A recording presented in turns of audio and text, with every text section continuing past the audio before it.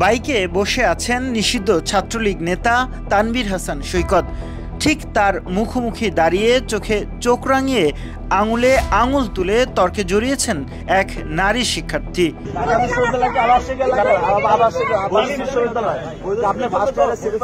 সময়টা 2019। ঢাকা বিশ্ববিদ্যালয় জুড়ে তখন ছিল নিষিদ্ধ ছাত্রলীগের একক আধিপত্য। ক্যাম্পাসের গণরুম গেস্টরুম নিয়ে যখন কেউ মুখ খোলার সাহস করেনি, ঠিক তখন ছাত্রলীগ নেতা সৈকতের মুখোমুখি দাঁড়িয়ে কথা বলা সেই নারী শিক্ষার্থীর নাম উমামা ফাতেমা। গণরুম গেস্টরুম নিয়ে লড়াই করে আসা সেই নারী শিক্ষার্থী এবার প্রতিদ্বন্দ্বিতা করছেন ঢাকা বিশ্ববিদ্যালয় কেন্দ্রীয় ছাত্র সংসদ নির্বাচন ডাকসুতে। লড়ছেন স্বতন্ত্র শিক্ষার্থী ঐক্য প্যানেলের ভিপি পদে। কথা হয় উমামা ফাতেমার সাথে। সৈকতের সাথে কি হয়েছিল সেদিন? বসুন্ধরা টিস্যু অশুদ্ধতার বিরুদ্ধে এক বিন্দুও ছাড় নয়। 2019 সালে যখন ডাকসু নির্বাচন হয়েছিল তখন তানভীর হাসান সৈকত ছাত্রলীগের প্যানেল থেকে সে সদস্য হিসেবে নির্বাচিত হয়েছিল এবং ডাকসু সদস্য ছিল। আমরা ওই সময়ে গণরুম এবং গেস্ট রুমের বিরুদ্ধে এবং প্রথম বর্ষ থেকে বৈধ সিটের দাবিতে আমি আরমান ভাই আমরা একটা প্ল্যাটফর্ম চালাতাম। আমাদের প্ল্যাটফর্মের নাম ছিল বৈধ সিট আমার অধিকার। এই প্ল্যাটফর্মের পক্ষ থেকে যখন 2019 সালের আমাদের পরবর্তী সেশন যেটা 19-20 সেশন তাদের যখন ভর্তি পরীক্ষার পরে ভাইভা যেদিন নেওয়া হচ্ছিল, ওই সময় আমরা একটা বৈধ সিটের দাবিতে একটা প্রদর্শনী করি। সেই প্রদর্শনীতে ছাত্রলীগের দ্বারা কারা কারা আসলে হামলার শিকার হয়েছে, তাদেরকে নির্যাতনের শিকার হতে হয়েছে, কী ধরনের অপরাধ হলগুলোতে সংগঠিত হয়েছে সেটার উপর ভিত্তি করে আমরা একটা প্রদর্শনী করছিলাম, ছবি প্রদর্শনীর মাঝখানে তানভীর হাসান সৈকত হুট করে সে আসে। এসে হচ্ছে আমাদের উল্লেখ্য যে তানভীর হাসান সৈকত সে নিজেও কিন্তু গণরুমগুলোতে বাঙ্ক বেড দেওয়ার জন্য আন্দোলন করছিল, কিন্তু সে কোনোভাবে গণরুম বন্ধের কথা বলছিল না বা গেস্ট রুম নিয়ে সে কোনো কথা বলছিল না। কিন্তু আমরা তো পুরোপুরি ছাত্রলীগকে টার্গেট করে বলছিলাম যে ছাত্রলীগ এখানে মূলত দাসানুদাস তৈরির কারখানা হিসেবে গণরুমগুলোকে ব্যবহার করছে।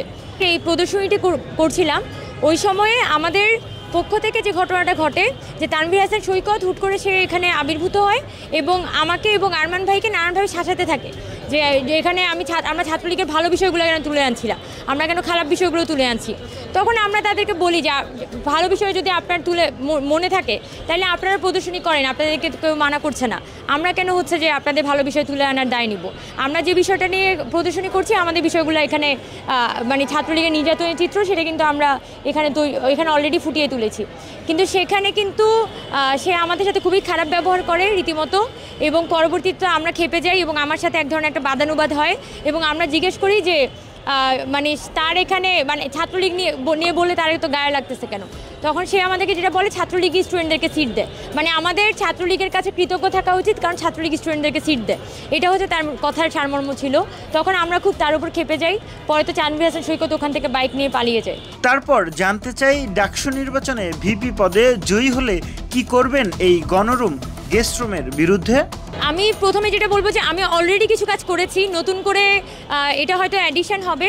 সেটা হচ্ছে আমাদের যে 5টি নারী হল সেখানে প্রচণ্ড রকমের আবাসন সমস্যা, এবং 5 আগস্ট পরবর্তী সময়ে যখন প্রচণ্ড রকমের আবাসন সমস্যা আমাদের হলগুলোতে ছিল তখন কিন্তু দেখা গেছে যে এরকম প্রচুর নারী তাদের আসলে হলে সিট দরকার, কিন্তু সিটগুলো দেওয়ার মতো ক্যাপাসিটি আসলে হল প্রশাসনের নেই।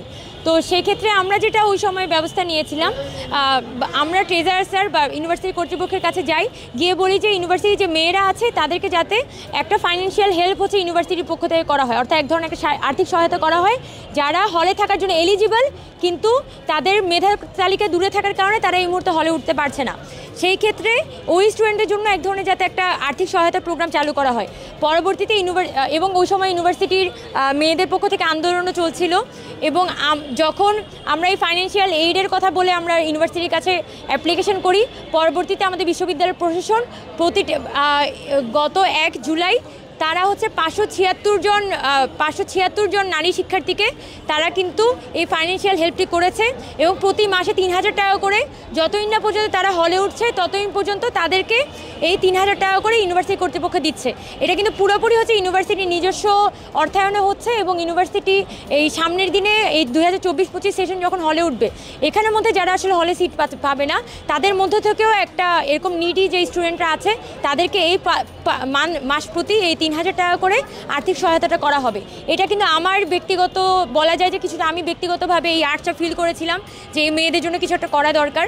তখন আমি বিশ্ববিদ্যালয় কর্তৃপক্ষের কাছে দিনের পর দিন সেপ্টেম্বর মাস থেকে জুলাই মাস পর্যন্ত বহুবার দিনের পর দিন দৌড়ে দৌড়ে কিন্তু আমরা এই ফাইন্যান্সিয়াল এইডের ব্যবস্থাটা আসলে করি এবং বিশ্ববিদ্যালয় কর্তৃপক্ষও বুঝতে পারছিল এই আর্জেন্সিটা, তারাও আমাদের সাথে অনেক বেশি কোঅপারেট করেছে।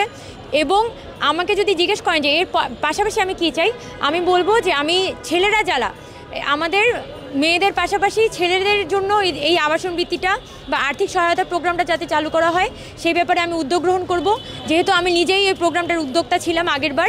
আর দ্বিতীয়ত সামনের দিনে আমাদের যে আবাসিক হলগুলো আছে যেগুলো তৈরি, যে একনেকের যে প্রজেক্টে মেয়েদের 5টি আবাসিক হল তৈরি হওয়ার কথা, ছেলেদের আরও কিছু 4টি আবাসিক হল তৈরি হওয়ার কথা, সেই একনেকের প্রকল্পগুলো এই আবাসিক হলগুলো কিন্তু ক্যাম্পাসের অনেক বাইরে তৈরি হওয়ার কথা বলছে।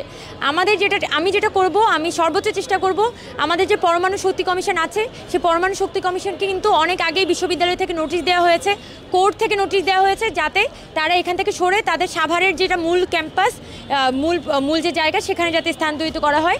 আমি অবশ্যই যেটা চেষ্টা করব পরমাণু শক্তি কমিশনকে ঢাকা বিশ্ববিদ্যালয় থেকে ট্রান্সফার করে এই জায়গায় যাতে ছেলেদের এবং মেয়েদের হলটা হয়।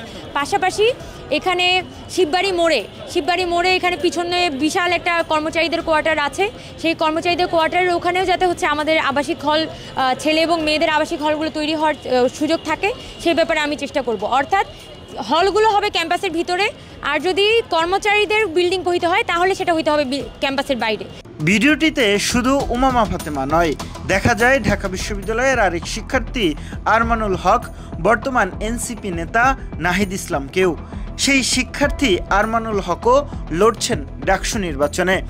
বিনির্মাণ পর্ষদের এজিএস প্রার্থী তিনি, বলছিলেন সেদিনের ঘটনা। প্রথম বর্ষ থেকে বৈধ সিটের জন্য আওয়াজ তুলতে থাকি এবং যে ঘটনাটার কথা আপনারা জিজ্ঞেস করতেছেন এটা 2019 সালে তখন প্রথম বর্ষ থেকে বৈধ সিটের আমাদের আন্দোলন একেবারেই তুঙ্গে ছিল। ঢাকা বিশ্ববিদ্যালয়ে 19-20 সেশনের শিক্ষার্থীরা তখন ভর্তি হবে, তখন তাদের ভাইভা ছিল। আমরা ওই ভাইভার সময়টাই আমরা 4 দিনের কর্মসূচি দিই। 4 দিনের কর্মসূচি ছিল চিত্র প্রদর্শনী। আমরা দেখানোর চেষ্টা করতেছিলাম ঢাকা বিশ্ববিদ্যালয়ে এত বছর ধরে 2000 সালের পর থেকে কী নিপীড়ন হয়েছে, কিসের উপর দিয়ে শিক্ষার্থীরা গেছে, এবং তারা ঢাকা বিশ্ববিদ্যালয়ে ভর্তি হওয়ার সময় এইসব চিত্র দেখে তাদের যেন মেরুদণ্ড সোজা করে আসে এবং তারা যেন প্রতিরোধ গড়ে তোলে। এই চিত্র প্রদর্শনী বাধা দেওয়ার জন্য সৈকত যখন আমাদের উপর চড়াও হয় তখনও আমরা তর্কাতর্কিতে তার সাথে লিপ্ত হই এবং এক পর্যায়ে সে আমাদেরকে হুমকি দিয়ে সেখান থেকে পালাতে বাধ্য হয়। আমাদের সিনিয়র হিসেবে আমাদের পাশে উপস্থিত ছিলেন, সেই দিনের ভিডিও যদি আপনারা দেখেন, নাহিদ ইসলাম এবং নাসিরুদ্দিন পাটোয়ারি ছাত্র ফেডারেশনের তৎকালীন সময়কার অর্গানাইজিং সেক্টরের ছিলেন। নাহিদ ইসলাম তিনি ছাত্র অধিকারের সাথে যুক্ত ছিলেন, তিনি আমাদের এই আয়োজনের সাথে আমাদের আয়োজনের সাথে যুক্ত ছিলেন না। আমরা বৈধ সিট আমার অধিকার থেকে আমরা এই আয়োজনটা করি এবং আমরা পুরোটা সময় এই আন্দোলনটা করি এবং তারা আমাদের সাথে সিনিয়র হিসেবে, অভিভাবক হিসেবে আমাদের সাথে উপস্থিত ছিলেন সংহতি জানিয়ে। গণরুমে তো থাকতে দিচ্ছে, ছাত্রলীগ গণরুমে থাকতে দিচ্ছে, সেটাও তো অনেক কিছু। তাহলে এখন আমরা আমাদের জায়গা থেকে বলতেছিলাম এটা তো অনেক কিছুই না। আমরা প্রথম বর্ষ থেকে বৈধ সিট পাওয়াটা আমাদের অধিকার। আমরা প্রথম বর্ষে যখন ভর্তি হচ্ছে তখন আমাকে সিটটা বুঝিয়ে দেওয়া হবে, আমাকে সিট অ্যালটমেন্ট দেওয়া হবে, আমাকে হল অ্যালটমেন্ট যদি দেওয়া হয় তাহলে কেন রুম সিট নাম্বারটা আমার অ্যালটমেন্ট দেওয়া হবে না? আমরা আন্দোলন করে আসতেছিলাম। আমি যখন ভর্তি হব তখন আমাকে গ্রাম থেকে এসে আমাকে মাথা গোঁজার ঠাঁইয়ের জন্য কারো কাছে যেন মুখাপেক্ষি না হতে হয়। আমি যেন ভর্তি হওয়ার সাথে সাথে হল অ্যালটমেন্টের সাথে সাথে আমাকে একটা রুম নাম্বার, একটা সিট নাম্বার যেন নির্দিষ্ট করে দেয়, এটাই আমাদের দাবি ছিল।